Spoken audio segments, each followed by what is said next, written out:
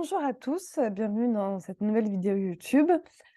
Aujourd'hui, c'est une vidéo qui est peut-être davantage pour les autres agents ou pour les éditeurs ou pour les conseils et accompagnants littéraires, mais les auteurs, vous pouvez aussi vous y retrouver bien sûr dedans. Mais cette fois-ci, je suis plutôt du côté obscur de la force. Et la question que je vais soulever ici, c'est que faire? Que pouvons-nous faire quand un texte auquel nous croyons ne rencontre pas le succès, soit parce qu'il n'est pas édité et qu'il s'agisse de primo-romanciers ou de romanciers déjà établis, hein, ça existe aussi, soit parce qu'en termes de vente, il n'a pas, rencontré le succès, pardon, escompté. Et donc du coup, que faire? Comment vivre, cette déception en tant que professionnel? Parce que c'en est une, bien sûr, c'en est toujours une pour l'auteur, de ne pas être édité ou de ne pas être édité là où il l'aurait espéré ou de ne pas avoir le nombre de ventes qu'il pensait. Mais, derrière, c'est aussi toujours une déception pour, la personne professionnelle qui l'a accompagné.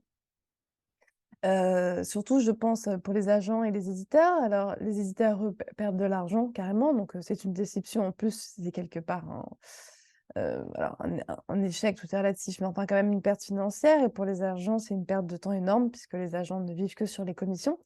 Donc quand on a accompagné quelqu'un pendant des mois et qu'il ne se passe rien, effectivement la déception est grande aussi. Et on peut parfois douter de son travail et se dire, qu'on est nul et pas dans la place et c'est fou comme dans ces cas-là, on est capable d'oublier tous les textes qui ont connu un succès et on se focalise sur ceux qui ne fonctionnent pas. Alors que faire? Alors, déjà, ce que je vais dire, c'est du bon sens, ça n'est pas du tout du développement personnel, hein, mais il y a une réalité qui est que ça n'est pas parce qu'on veut quelque chose qu'on va l'obtenir. Alors, je connais le proverbe: «Quand on veut, on peut». Je pense qu'effectivement, quand on veut, on peut beaucoup de choses, mais on peut pas tout, sinon on s'appelle Dieu, hein, le problème est réglé. Donc, bah, là, a priori, vous, moi, personne n'est Dieu ou alors j'ai peut-être raté un truc. Mais voilà, d'ailleurs, c'est ce qu'on dit souvent aux enfants: «Oui, tu veux ça, mais c'est pas parce que tu le veux que tu vas l'avoir et donc c'est pas parce que, un auteur veut être publié, que vous, vous voulez telle maison, que vous auriez aimé telle vente, que ça va se produire» et ça, c'est une réalité contre laquelle on ne peut rien. On peut le vouloir très fort, ça aide de le vouloir, ça aide de faire des choses qui vont dans ce sens-là. Mais dans la vie, tout n'est pas réalisable et parfois, il y a des choses qui ne se produisent pas et c'est comme ça. Ensuite, il y a aussi une question de timing, c'est-à-dire, parfois on veut des choses et elles n'arrivent pas au moment même où on les aimerait. Et ça aussi, c'est quelque chose qu'on dit aux enfants: «Oui, tu veux ça, mais c'est pas maintenant, c'est plus tard». Bon, et bien là, par exemple, vous avez tel texte, vous avez envie qu'il soit édité et ça ne marche pas. Et puis parfois d'ailleurs, c'est marrant, on s'acharne, on le présente à plein d'éditeurs, le texte ne part pas et puis 8 mois après, on avait oublié, quelqu'un nous appelle: «Ah, j'ai retrouvé ce texte, je l'aime bien, j'aimerais bien l'éditer». Bon, voilà, ça arrive et on s'y attendait plus. Ça, vous connaissez bien ça, hein, ça nous est tous arrivé dans nos vies, ce genre de choses, qu'on souhaitait ardemment. On a tout fait pour, ça n'a pas fonctionné, on laisse tomber et puis quelques temps après, ça vient naturellement, sans qu'on ait œuvré pour. Alors il y a des gens qui vont vous dire: «C'est l'univers, c'est Dieu, c'est le hasard, c'est les bonnes coïncidences, c'est parce que tu as arrêté d'y penser que c'est venu». J'en sais rien. Moi, je ne sais pas ce qui est vrai. Je sais juste que, nos souhaits ne collent pas toujours à l'agenda et que parfois, ben, ça ne fonctionne pas. Voilà, c'est juste ça. Donc, ça permet déjà, je trouve, de se dire que c'est pas parce qu'on veut que ça fonctionne et qu'il y a une question de timing qui rentre en jeu. Ça permet de se dire que déjà c'est pas si grave, en fait et que, ça ne veut pas dire que les fois d'après ne fonctionneront pas. Et voilà. En revanche, cette question de timing, elle est importante parce que plus on essaye, plus on écrit, plus on tente, plus à un moment ce sera le bon timing. Donc, je trouve que tenter le coup, toujours, avec des textes et cetera et pour les auteurs, donc écrire, continuer à écrire même si un texte a été refusé est une bonne chose. Parce qu'à un moment, leur agenda va croiser l'agenda, de la vie, du hasard, de Dieu, de l'univers, je ne sais pas comment il faut l'appeler, mais voilà, il y a un moment, ça va coïncider et c'est quand même super cool quand ça coïncide et qu'on le veut. Parce que quand ça coïncide et qu'on n'y pense plus, on trouve ça drôle parce qu'on n'y pense plus et on se dit: «Ah, ça arrive maintenant», mais c'est tellement génial quand quelque chose qu'on veut ardemment tombe. Donc bon, autant continuer. Donc voilà, il y a cette question du fait qu'on ne choisit pas et puis il y a cette question du timing. Par ailleurs, moi je me dis souvent qu'il y a quelque chose à faire avec les textes qui n'ont pas fonctionné pas fonctionné, j'entends pas trouver l'éditeur jusqu'à, on va dire, mal vendu, même si c'est moche de dire ça, hein. Déjà une vente, c'est quand même dingue. Il y a toujours quelque chose à faire. Le texte, bon, OK, il n'a pas, connu le succès qu'on lui souhaitait, OK, c'est une chose. Maintenant, je trouve qu'il y a une question intéressante, c'est qu'est-ce qu'on peut en faire? Est-ce qu'on pourrait le couper en plein de petites fables pour enfants? Est-ce qu'on pourrait en faire un spectacle de rue? Est-ce qu'on pourrait essayer d'en faire un podcast? Est-ce qu'on pourrait essayer de faire une pièce de théâtre avec des copains?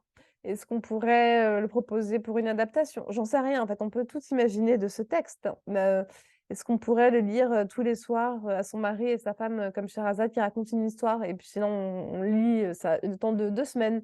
Est-ce que enfin, vous voyez, en fait, l'idée, c'est de ne pas rester sur cette déception et de faire du texte autre chose, que la chose pour laquelle il était prévu. Voilà.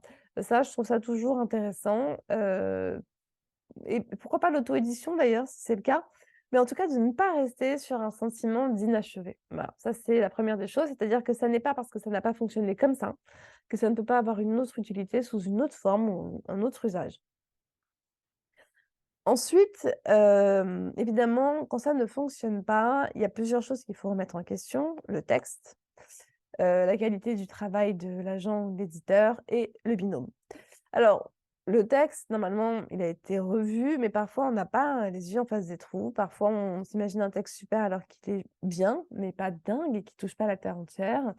Tout ça, ce sont des choses qui peuvent arriver. Donc remettre en question le texte après, hem, je dis un échec, mais le mot est un peu fort, quoi, mais bon.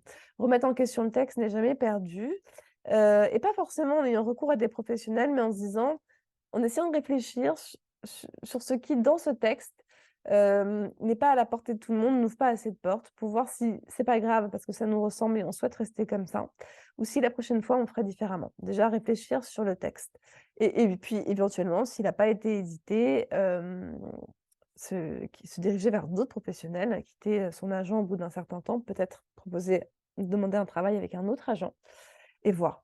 En sachant quand même, en passant, qu'un texte par agent a une chance sur 50 de passer. Donc il y a quand même beaucoup de risques que ça ne passe pas. Donc ça vous permet aussi de quand même de remettre, en perspective tout ça et de ne pas vous flageller en vous disant que vous écrivez vraiment de la merde, parce que c'est pas forcément vrai.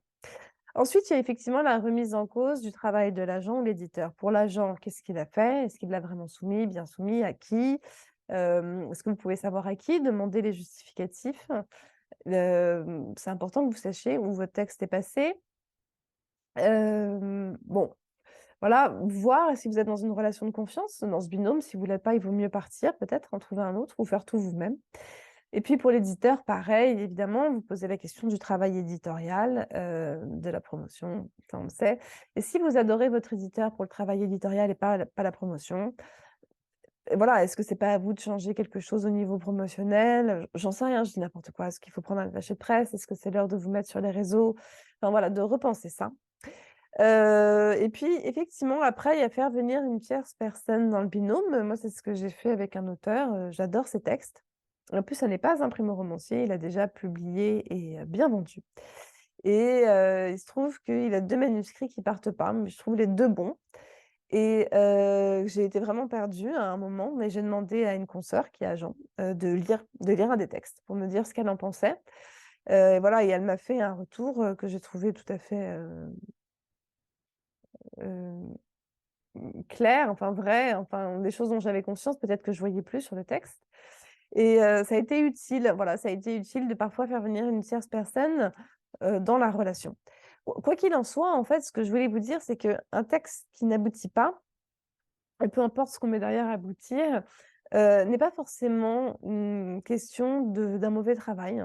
C'est vraiment parfois juste une question d'agenda et c'est pas parce qu'on veut, on peut. Voilà.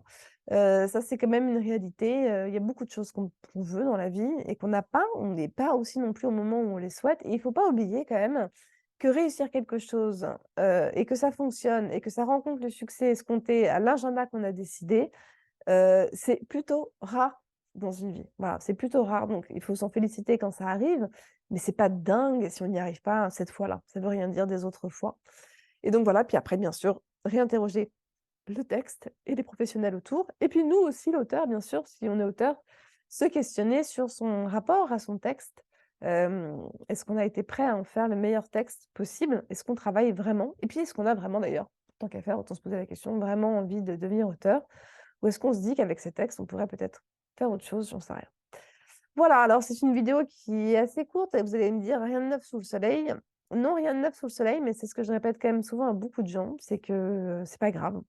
Et qu'est-ce qu'on fait quand ça fonctionne pas? Ben, on continue avec autre chose. Puis voilà, la terre, ça s'arrêtera pas de tourner, hein, en tout cas pas aujourd'hui. À très bientôt. Au revoir.